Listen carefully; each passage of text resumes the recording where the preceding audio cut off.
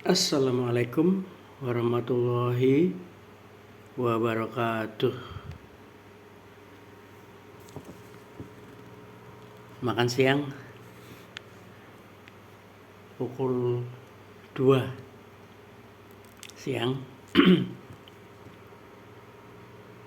hari Selasa ya, di bulan Mei, akhir bulan Mei ini. Ada karakter-karakter teladan yang kita patut lakukan, yang merupakan karakter Rasulullah SAW. Banyak artikel mengenai karakter ini ya, saya baca di Google. Itu saya sampai capek scroll up, scroll down-nya.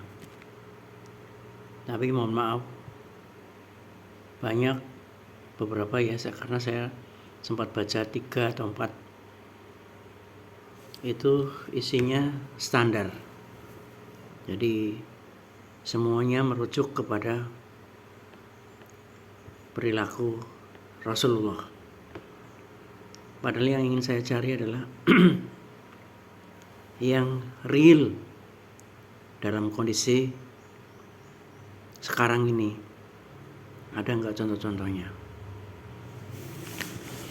Tapi oke lah. Mari kita bahas dari yang pertama. Sidik pakai Q ya, sidik. Ini terjemahannya adalah jujur. Kalau diuraikan, jujur itu maksudnya benar ya. Benar dalam perkataan. Jadi perbuatan itu juga benar. Baik dunia maupun akhirat. Itu terjemahannya, pengertiannya gitu. Nah, ini perlakuannya yang sulit, yang tidak mudah. Jangan sulit, tidak mudah. Jadi masih ada kata mudahnya, cuman belum bisa terlaksana. Saya ambil dari Al-Hujurat ayat 6. Bismillahirrahmanirrahim, terjemahannya ya, langsung. Wahai orang-orang yang beriman, jika seorang fasik datang kepadamu membawa suatu berita ini, maka telitilah kebenarannya agar kamu tidak mencelakakan suatu kaum karena kebodohan, dalam kurung kecerobohan, yang akhirnya kamu menyesali perbuatanmu. Itu. Nah, coba kita bahas satu-satu. Di sini ada kata jika seorang fasik yang datang kepadamu.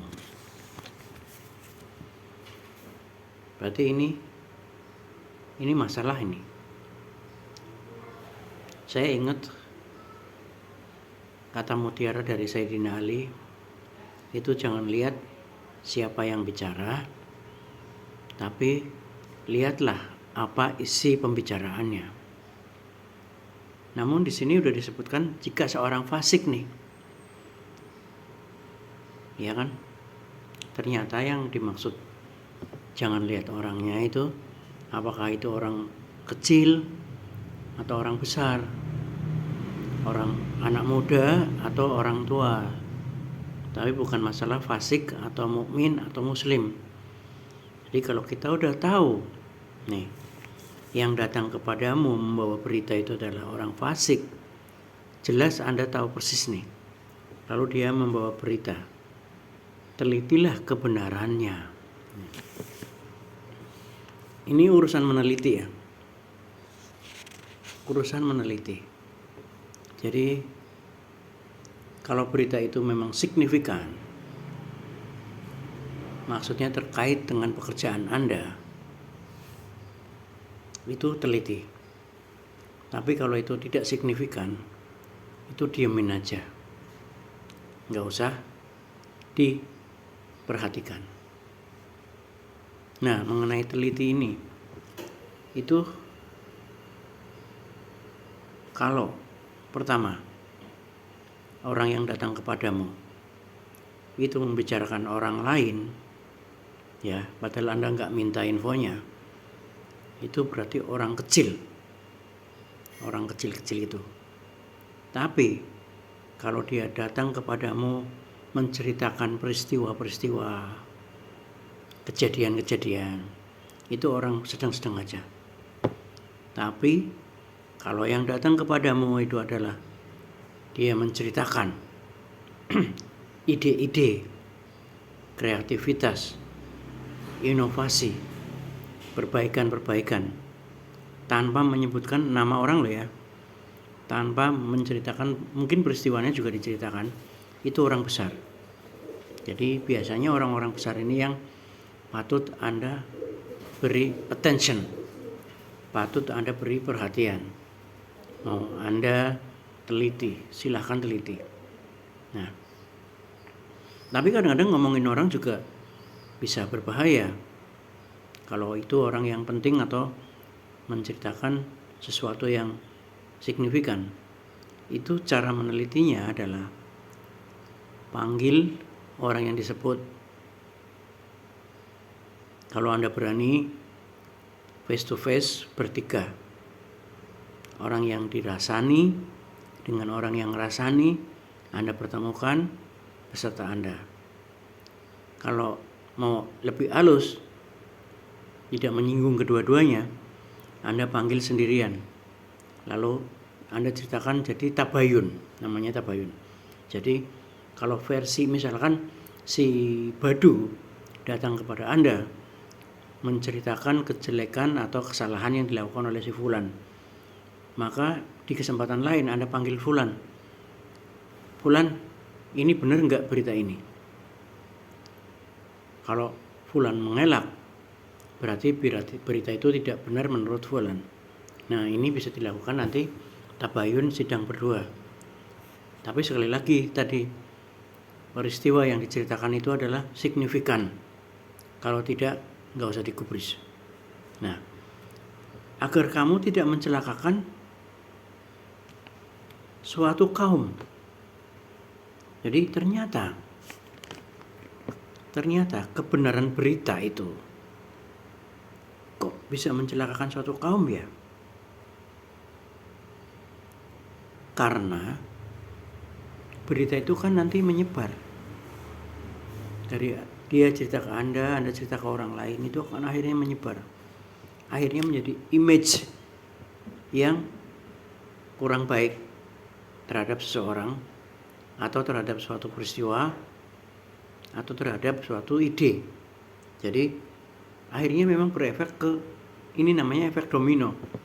Jadi akan berakibat mencelakakan suatu kaum. Jadi orang banyak itu yang celaka. Gara-gara apa? Gara-gara kebodohan. Kebodohan apa? Ini di sini dalam kurung kecerobohan. Jadi dan pada akhirnya Anda menyesali. Jadi hati-hati di sini. Jadi sidik itu adalah kebenaran. Jadi begitu Anda dapat berita, kan berita itu ada dua nih, sumber berita, nanti isi beritanya, nanti keluarnya berita kemana gitu. Jadi pertama sumbernya itu harus diteliti dulu. Kalau by akuntansi, by ilmu akuntansi, itu kan transaksi yang ada dasar sumber bukti transaksi. Nah, ini mirip seperti itu. Jadi sumber itu kan saya menyaksikan Pak, saya ngomong, saya menyaksikan Pak. Nah, menyaksikan itu kan nggak ada fotonya, nggak ada buktinya gitu. Jadi apalagi menyaksikannya tidak ada saksinya gitu. Jadi ini sangat rawan sekali menuju yang namanya abu-abu, yang namanya tidak valid gitu. Makanya tadi ada tabayun, ada informasi menurut dari pihak yang lain gitu. Itu adalah mengenai ketelitian, meneliti sumber-sumbernya.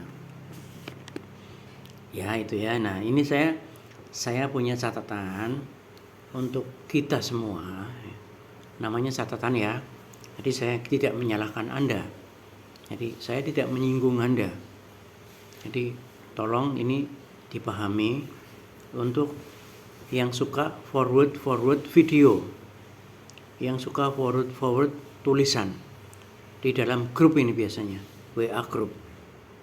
Jadi sebaiknya ya ini sekali lagi hanya catatan ya. Saya tidak melarang Anda untuk menghentikan kebiasaan itu. Ya, kalau sudah ya alhamdulillah. Jadi kalau Anda lihat video dan itu terkait dengan kebaikan, itu sebaiknya kita dengarkan dulu sampai tuntas.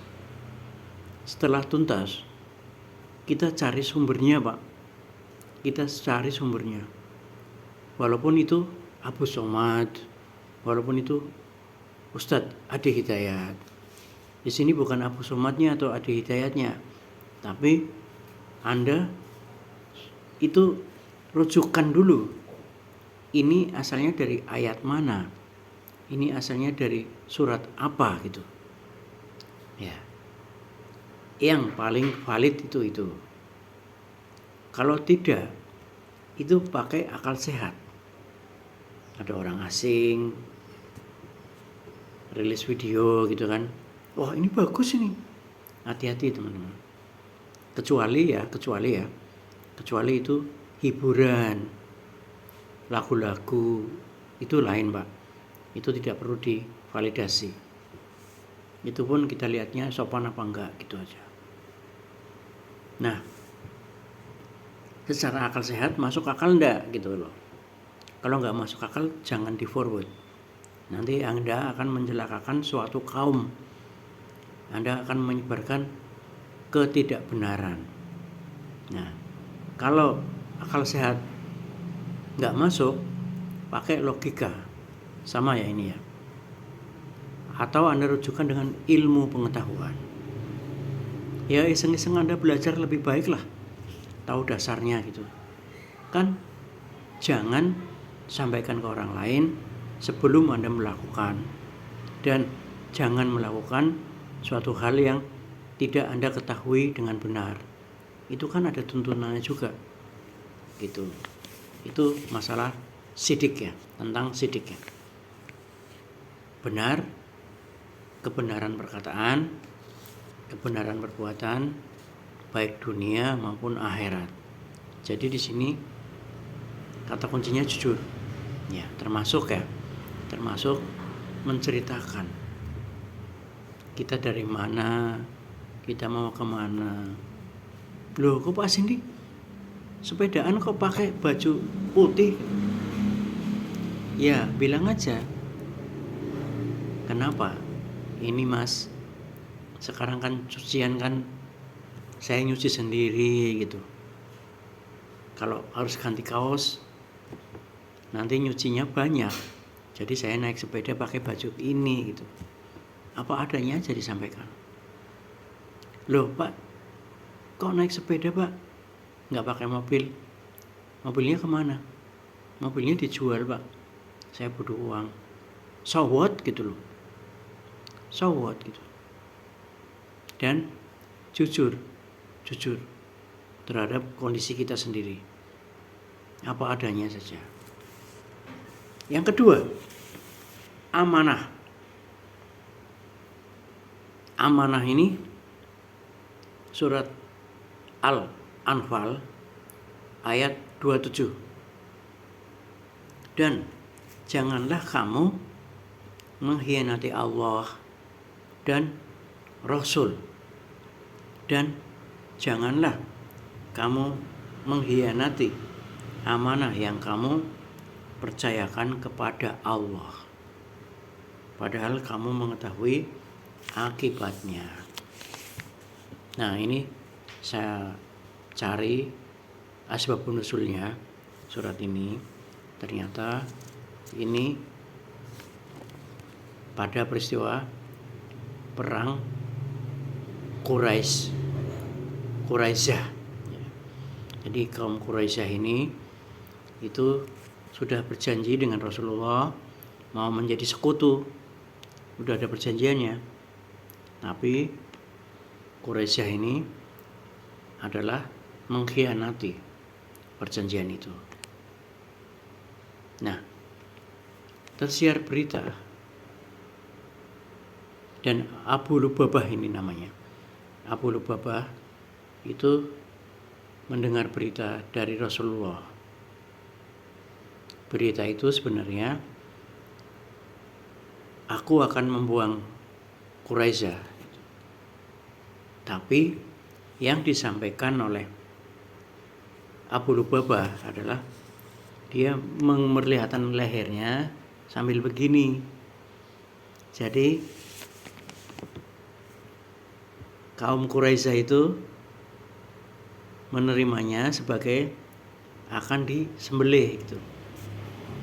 Padahal kata-kata dari Nabi itu adalah kaum ini mau saya buang aja. Maksudnya dalam perang itu kan itu tidak menjadi sekutunya Rasulullah. Ya udahlah. Gitu. Jadi akhirnya Abu Lubabah itu menyesali perbuatannya. Nah, ini yang dimaksud berita yang salah akan mencelakakan seluruh kaum Al-Quraisyah tadi. Gitu, teman-teman. Jadi hati-hati. Jadi amanah informasi, amanah materi, apalagi amanah tugas itu, kalau kita informasi nih ya, kita tidak cermat mendengarnya, kita agak-agak lupa gitu. Di jalan apa sih ini? Jalan Diponegoro. Setelah orangnya ke sana, ternyata nggak ada orang jual ayam goreng. Oh, maksud saya Jalan Ayani, Pak. Nah, di situ ada perbedaan antara lisan dengan ingatan yang di otak. Maksud saya mau ngomong Ayani, Pak. Tapi yang keluar di mulut itu Diponegoro. Ini juga sering terjadi error. Jadi amanah itu benar-benar harus dilakukan dengan cermat. Apalagi amanah jabatan, amanah materi gitu. Kalau Anda percaya bahwa menjadi supervisor itu berarti Anda harus mengayomi anak buah Anda meskipun cuma satu, ya itu lakukan. Bina dia, lindungi dia, muliakan dia supaya dia tahun depan naik pangkat gitu. Itu amanah kamu gitu. Kalau Anda diberi amanah, dititipi uang, anggota nasabah nyimpen uang ke Anda,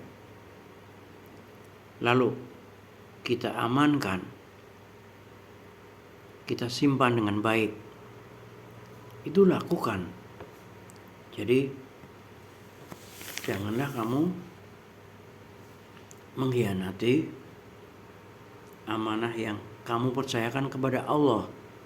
Ini coba misterinya. Bukan Allah mengamanatkan kepada kamu, tapi amanah yang kamu percayakan kepada Allah. Jadi berarti kalau Anda bawa uang 500 juta nih, pakai tas, tunai semua, naik motor, Anda harus serahkan ke kantor, dari rumah anggota, dari rumah nasabah. Ya Allah, aku percayakan kepadamu ya Allah, mudah-mudahan sampai kantor dengan selamat. tanpa asuransi. Jadi ternyata misterinya ini nanti mau saya cari lagi nih, kenapa amanah yang kamu percayakan kepada Allah. Jadi bukan Allah mempercayakan amanah kepadamu gitu. Nah, oke, itu yang amanah ya. Sekarang yang fatona. Fatona ini terjemahannya adalah kecerdasan, pemahaman yang mendalam dan akhirnya bisa ngasih solusi gitu. Jadi fatona ini berarti di atas kepandaian sekaligus di atas kecerdasan. Karena setelah cerdas, setelah paham, memahami perintah misalnya yang mendalam, lalu di jalan ada situasi yang berubah, maka Anda cepat bisa ngambil solusi. Misalnya Anda sopir bis malam Surabaya Jakarta, 10 tahun jalannya masih itu aja, Pantura. Tiba-tiba jembatan Comal rusak Pak, putus. Itu kalau Anda fatona, ya kan, cerdas, Anda langsung ambil jalan tikus, karena Anda bisa ambil solusi. Jangan lama-lama, langsung aja ambil jalan alternatif. Contohnya itu. Nah, ini berarti fatona itu tidak sekedar intelektual, tidak sekedar hafal buku, tidak sekedar tahu matematika, fisika, ilmu bahasa gitu. Tapi Anda bisa bijak menerapkan ilmu itu ke dalam sebuah kenyataan gitu. Wah, banyak teorinya nggak bisa dipraktekkan Pak. Saya kuliah 5 tahun, saya kuliah 4 tahun. Di lapangan nggak seperti itu Pak. Nah, untuk orang yang fatona, ini dia pasti punya cara, punya kecerdasan untuk mengadaptasi teori-teori yang ada ke dalam kenyataan yang ada. Jadi dia modifikasi gitu. Itu yang namanya fatona. Kemudian yang keempat adalah tabligh. Tabligh itu adalah menyampaikan tanpa ditambahkan dan tanpa dikurangkan. Informasi yang ada itu disampaikan, disiarkan sesuai apa yang diterima. Jadi ini kan leluconnya kan, kalau dititipi uang kurang, kalau dititipi omongan nambah Pak. Nah, jadi ini yang hati-hati adalah kadang-kadang kesombongan kita.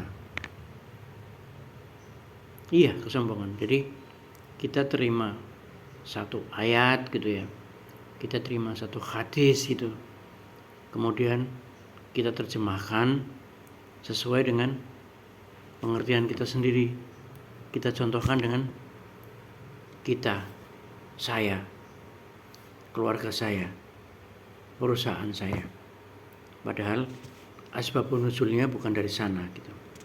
Nah, ini hati-hati. Jadi dalam menyampaikan informasi, menyiarkan kebaikan, itu jangan ditambahi, jangan dikurangi, pas gitu aja. Barang siapa yang menunjukkan suatu kebaikan, maka ia akan mendapatkan ganjaran sebagaimana orang yang melakukan kebaikan itu. Jadi kalau Anda menyampaikan satu hal kebaikan, Mas, yuk sedekah yuk. Jadi ketika orang yang Anda ajak itu bersedekah, maka Anda akan mendapatkan ganjaran sama dengan sedekahnya dia.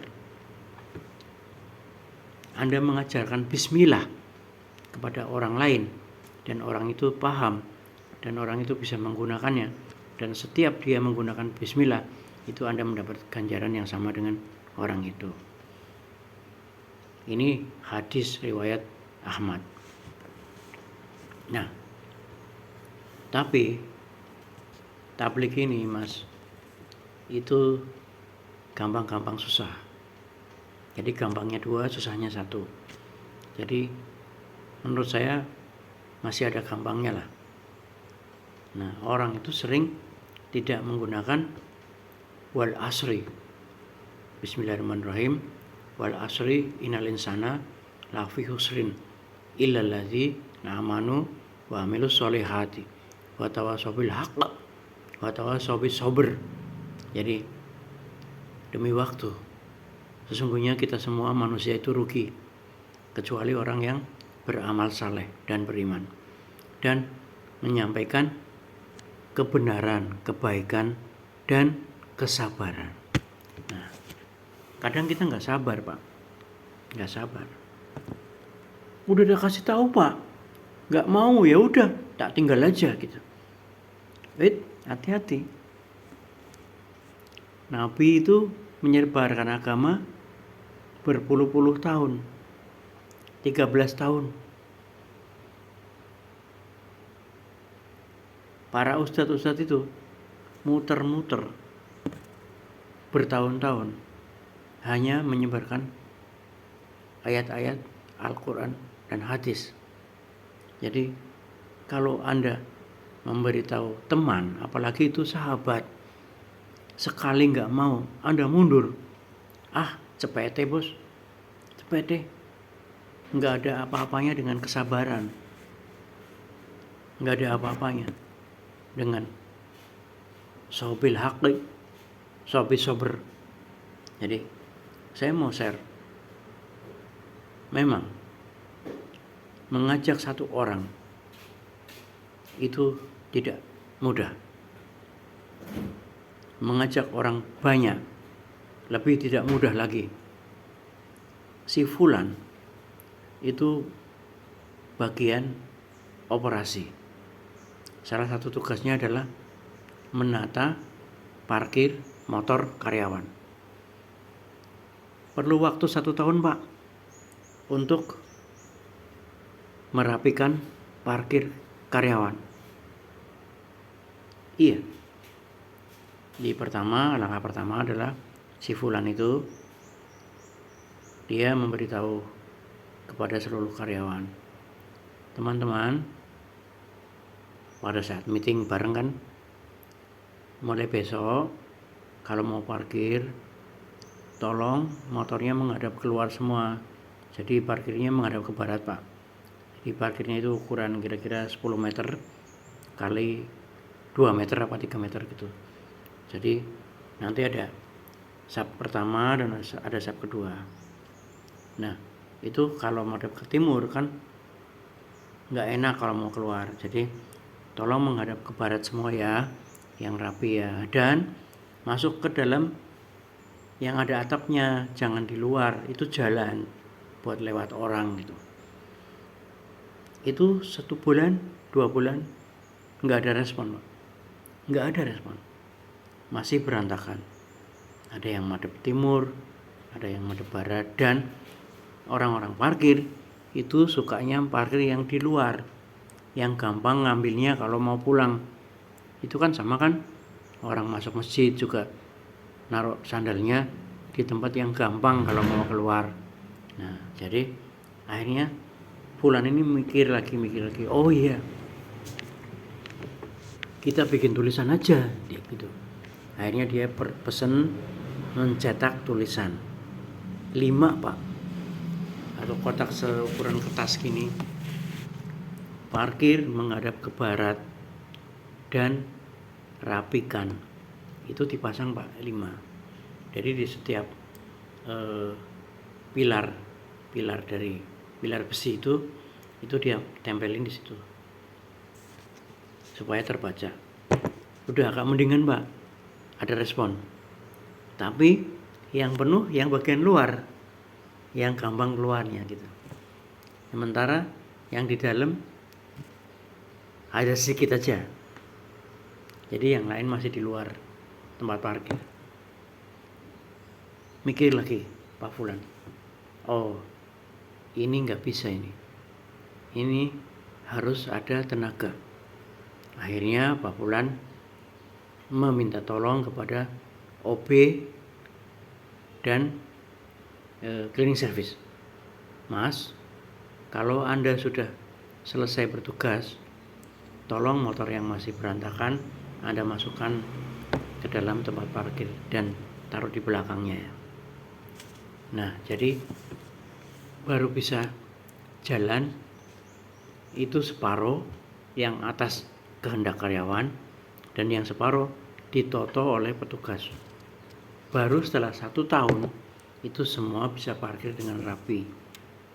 Nah, jadi tablik tadi menyampaikan kebaikan itu banyak hambatannya, banyak tantangannya. Jadi watawasau bil haq, watawasau bis sabr. Jadi saya bilang, kalau Anda ngasih tahu sekali dan orang itu masih salah, lalu Anda menyerah, itu Anda masih cepete, Pak. Masih kecil, Pak. Masih belum bisa, belum punya mental Anda. Jadi demikian mengenai sidik, amanah, watonah, dan tablik versi saya. Terima kasih. Assalamualaikum warahmatullahi wabarakatuh.